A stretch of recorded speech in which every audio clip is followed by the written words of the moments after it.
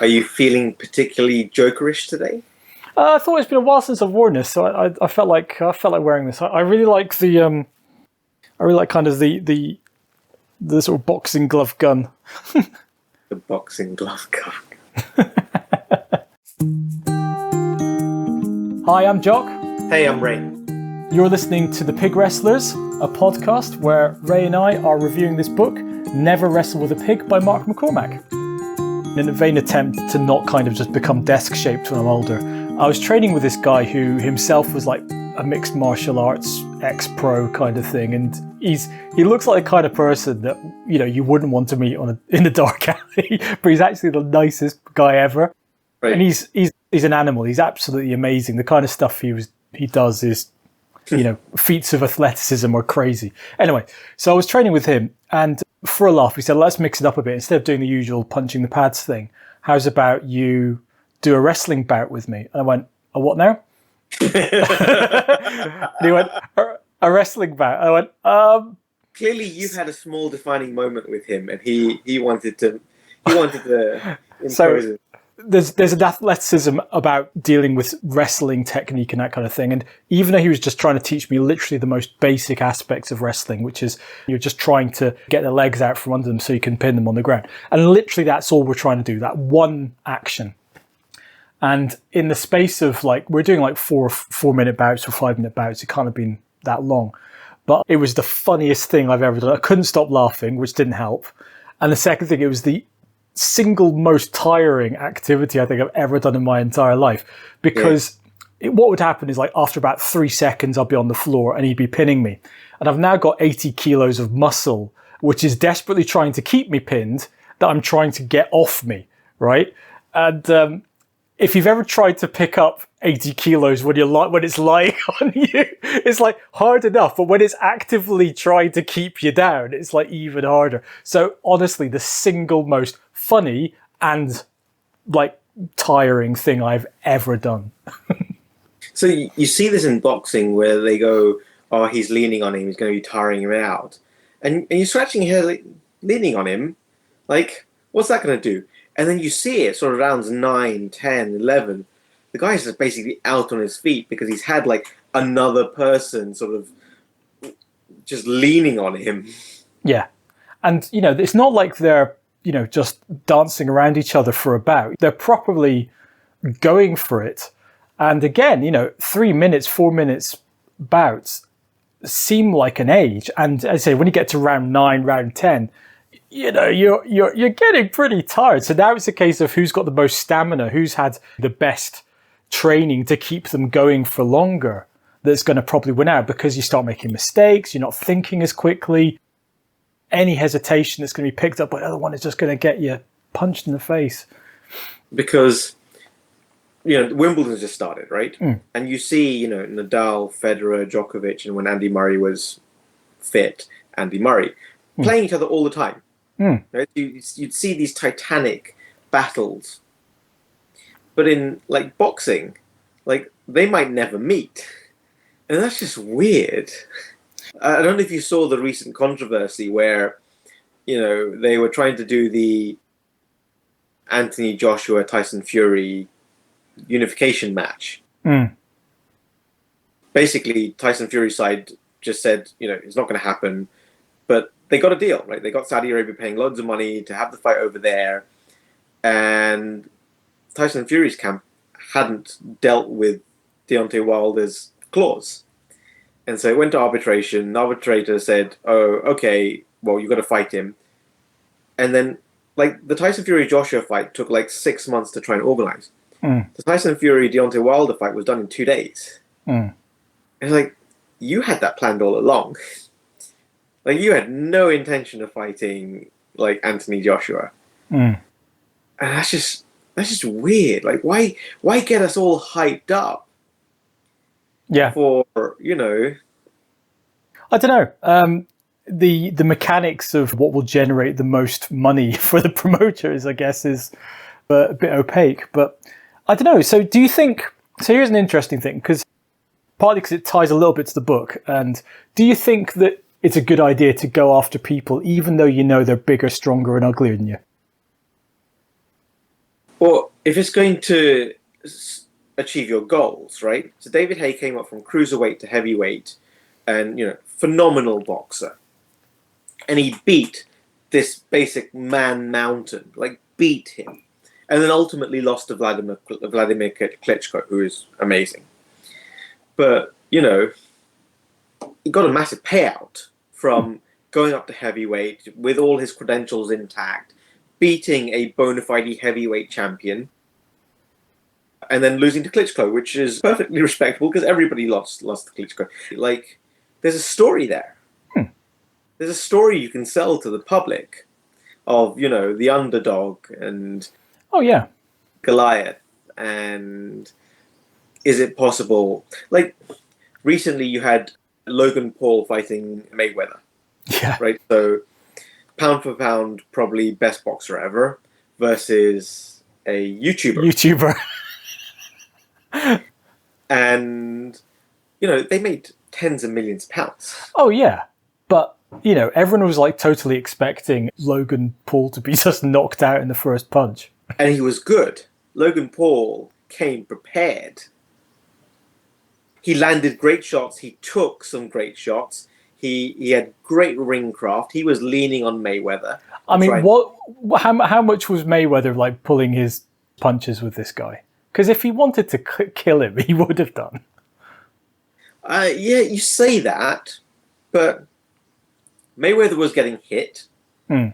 He was throwing some punches. I think Logan Paul's performance was better than a lot of professionals that I've seen. Okay, all right.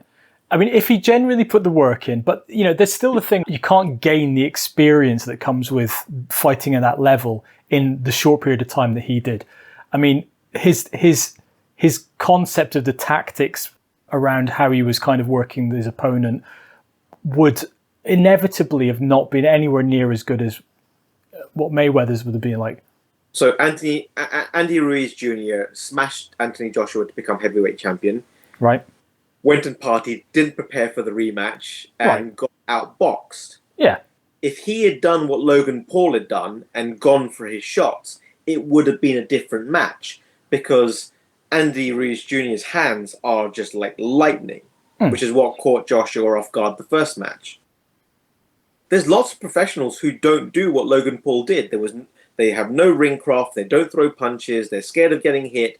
He got hit. He hit Mayweather. Like, he hit the guy who's like, Mr. Pretty Boy doesn't get hit. Best defensive boxer ever. And he showed real ring craft, which a lot of the time, you say this about Anthony Joshua, like, why aren't you boxing? So is the message here, with the right kind of preparation, you can take on your respective Goliath? And similarly, and mental attitude, right? Clearly this is a guy who has serious positive mental attitude, right? This is what his YouTube channel is built off of, is that incredible positive energy. And it matters so much. We don't see this taught. So I think there's this interesting thing, because it actually ties into where we are at the book at the moment. So the chapter, It Pays to Overestimate Your Competitors, kind of brings together a few of the things we've just been talking about. So page 84. And it's interesting because on the one hand, kind of he's saying, you shouldn't underestimate your competitors because, they might be more ahead of you on various things. But he says, by the same token, you shouldn't overestimate them either and be scared of them. And in the same way, we're talking about kind of, should you go after your Goliath as a boxer? Should you go and set yourself up for the fight? It all kind of depends on that self-belief, that preparation, that confidence that you can actually go after that hulking Goliath of a competitor and win. So look, he's telling a story here about never estimating your opponents, and someone counters to him, never overestimate them either. And he says, I couldn't get it out of my mind. Given the choice, is it smarter to overestimate or underestimate? And I'm convinced the better route is to always overestimate your opponents. I certainly see this in sports. You can't compete in a match, play golf, counting on your opponent to miss a crucial putt. You have to believe he's going to make it. That's what keeps you alert and hungry and in the match. So the idea being is that if you're saying, I'm expecting my opponents to be strong and prepared, therefore I need to be even more prepared and even stronger and have even better resilience. It pushes you forward. Now, the interesting thing is that, you know, when he's talking about this in terms of his experience with his own executives and so on, he often sees sales executives, first of all, overestimating their own abilities, and by virtue of that, underestimating everyone else's. Yeah? Because essentially they've got the ego, they've got the overconfidence, and they're going to take a fall because they're just assuming that they're brilliant when they're not, and everyone else is terrible when they are not, and they're actually a lot better than they expect. Yeah, I love the last two paragraphs of this chapter. As I say, I'm not sure this showed me an attractive light, and this is the whole, you know, being ambitious. And so I'm not sure this showed me an attractive light at all times. But that sort of fear and paranoia helped us stay in business and grow. In effect, my ambition and fear of failure made me overestimate everyone. And you know, the language is great. Thus, I was prepared when my overestimation turned out to be true, and at a pleasant advantage when it wasn't. Yeah, you know, you see this in all the videos of like Michael Jordan and Kobe Bryant. You know, they did everything to be better.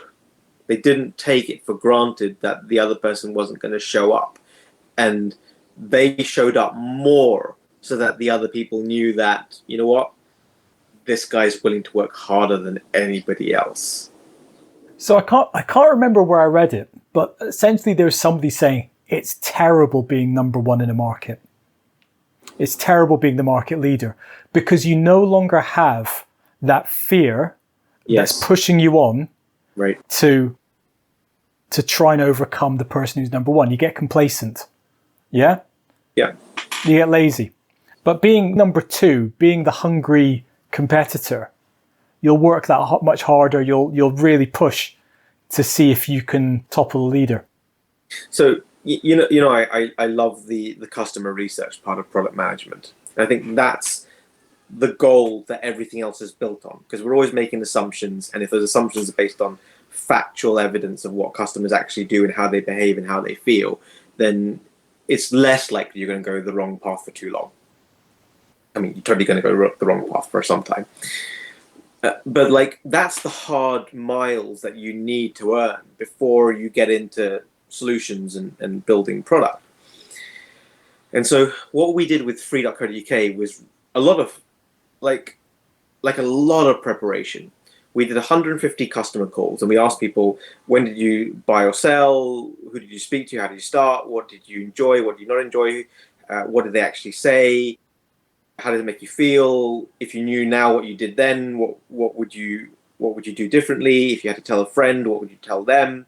What do you wish existed? Like, getting a real baseline for who they are, what they did in that situation. And then what we did is we took every single sentence and we tagged it. This is talking about buying, this is talking about selling, this is about mortgages, this is talking about conveyancing. And so I've been introduced to someone this week who works at a company called Jiminy. So it's a startup. And what they do is they transcribe all of your meetings, like your Zoom calls and whatever. And they do this. Yeah. Like, you can take out when did you talk about this customer or this project? And like, we had to do this all manually. Yeah. Like, we had to go through line by line of every customer interview and draw this out. You're telling me I could have a customer interview and say to the team, this customer interview is great. You've got to go into the Jiminy system and look at these things that they were saying about buying. I'm like, I mean, that's real time. The syncing of minds on the product team rarely happens. Like, it just doesn't. Like, everybody's at a completely different stage with their level of facts and assumptions. But and so Jiminy's not built for this purpose. But I just can't get it out of my head. Like, I want to try this thing out and see if without wanting to steal the thunder from Jiminy. I mean, we're already using something that effectively does that. Right. So, like, we use script. Yeah. And I think there's a case study, I think, it's either The Guardian or one of the other big newspaper publications. I think they're feeding in all the news channels, like all of the stories into the script, which would then create the transcripts So I think they'd use that to then tag the transcripts so they could keep on top of the day-to-day news and become more responsive in creating their own editorial. So they're able to respond more quickly to changing events. But again, if you kind of applied that same thing, if you recorded all of your user interviews, or indeed were recording them directly into something like the script, and then particularly if you're then able to put some kind of AI to actually understand the content of what's being said. So as you say, rather than having to manually go through and say, that's talking about a topic of buying, but instead of having something being able to tag that automatically, then as you say, it will speed up the affinity mapping that comes from figuring out what are all of the things that people are talking about when they're talking about buying, or when they're talking about their pain points or their frustrations. Like if you added sentiment into that, like here's all the good experiences, here's all the bad experiences, and here's all the things that you think people care about, but actually nobody has given any emotion around this thing. There's no evidence coming up in these conversations. And that certainly, I think, is a great way of kind of distilling down, or at least removing some legwork from what is necessarily trying to find signal in noise. Yeah, I really want to try it. I'm hoping I get to try it before next week and give you a little review. Yeah. So is it Jiminy.com? I think it is Jiminy.com, yeah. So, you were doing the questions with, your 150 customer interviews and that kind of thing. From what you've learned from that, what now are the hypotheses, or rather, what are the things that you can test out to check whether you've actually established a trend? So, for example, if you went to someone you haven't spoken to before, who fits a certain type of profile, can you accurately predict what their frustrations and problems are going to be? So we're trying to automate the mortgage process. And the customer research is telling us people need to speak to a human being, mm-hmm. which is obviously a tension with where I want to take the business. Sure. Now, is it because something doesn't exist, they feel they need to speak to someone? Or is it they're never going to do this themselves? It's so complex that they need to speak to someone. And so what we do is we do a hybrid. And so we speak to everybody, and the learnings we take from that, we try and put into product and see, can that conversation be digitized? Yep. So far, I would say no, it can't. The product that we're going to be putting out by the end of this week should give us an idea if people can now understand the things that we've been talking about on the phone with them. Can they understand it themselves without someone on the phone?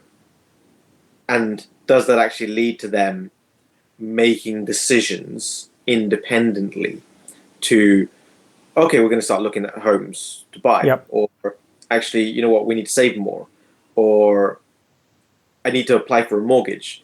Where's the button? Why haven't you given me the button? Yep.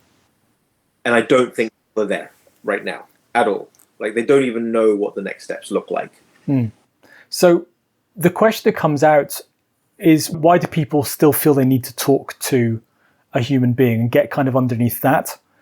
Because it seems to me that there's, a variety of reasons why they might prefer to speak to a human being rather than do that conversation digitally, ranging from everything from almost even basic literacy, so just being more comfortable talking rather than reading, all the way through to poor experiences previously when, trying to go through an application process online or whatever else.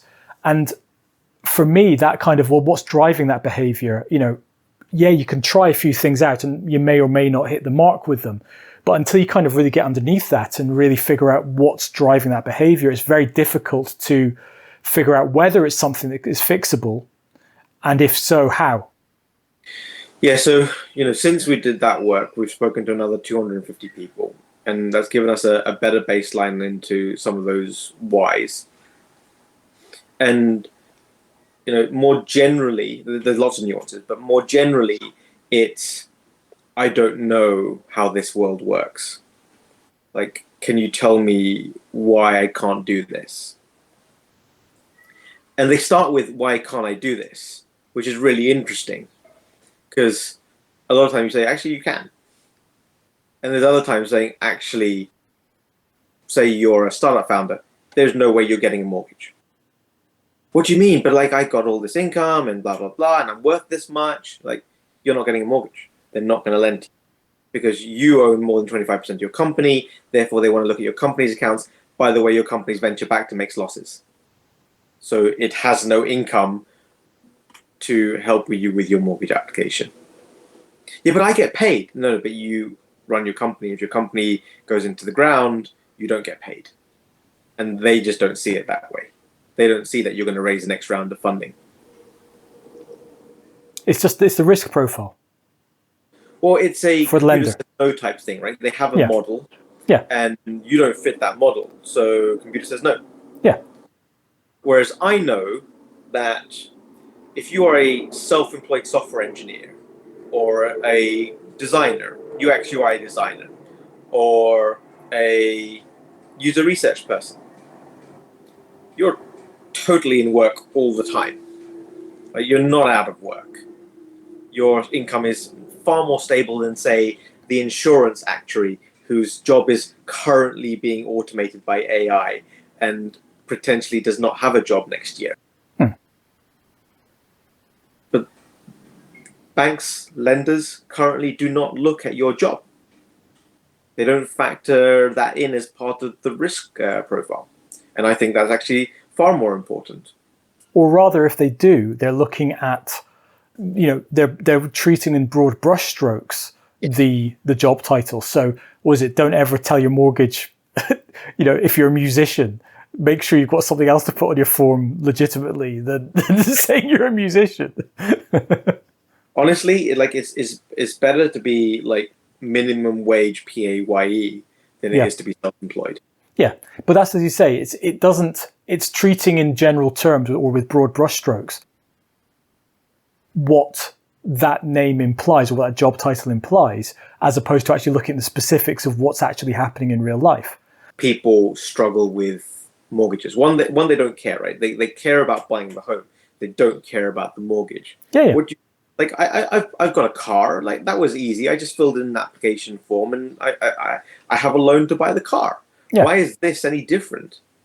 It's different because, cars and car loans and leasing has done this alongside a manufacturing industry that wanted it. Yeah. Whereas mortgage lending, unlike, say, insurances, just hasn't entered the 21st century. There's all this press release and talk about how we're digitizing. None of it is digital. It's just really in the dark ages. I think there's a difference here as well. The insurance industry is talking about kind of going digital, and what they're really meaning is they're kind of taking their existing processes and systems and putting them through a website, right? Whereas what they should be looking at is a more fundamental redesign for the medium. And, I obviously, a lot of my experience comes from seeing that kind of transformation working well in government, where you are taking very complex things like power of attorney. So, if you are incapacitated in some way and you need to transfer power of attorney to someone else, so you're literally giving them complete control over your life and everything within it. It's just no small kind of undertaking. And yet they've been able to create a way of guiding people through that very complex process to a desirable end result without any further assistance. They've looked at the underlying process and said, this whole system can be done better, right? What is fundamentally the person trying to achieve? And the answer is they're not, as you say, the mortgage isn't the important thing. Even the house isn't the important thing. It's that place they want to live that enables them to live their lives in a particular way that's the important thing.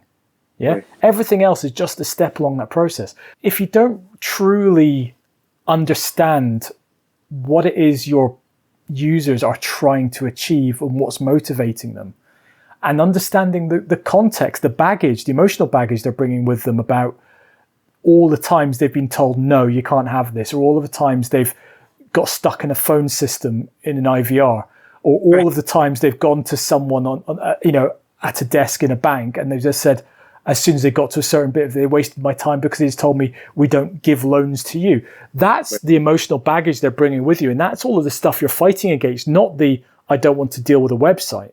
It's all of that emotional stuff as well. Yep, I've been there recently. Yeah. On the phone with HMRC, trying to figure out where our R&D tax credits are. Exactly. It's like, I don't need a digital way to demean me. That's the title of the video. Yeah.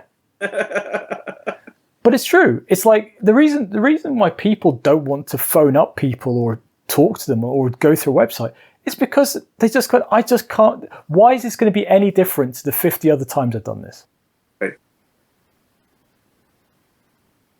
I think the next chapter is a big one, and so leave it till next week.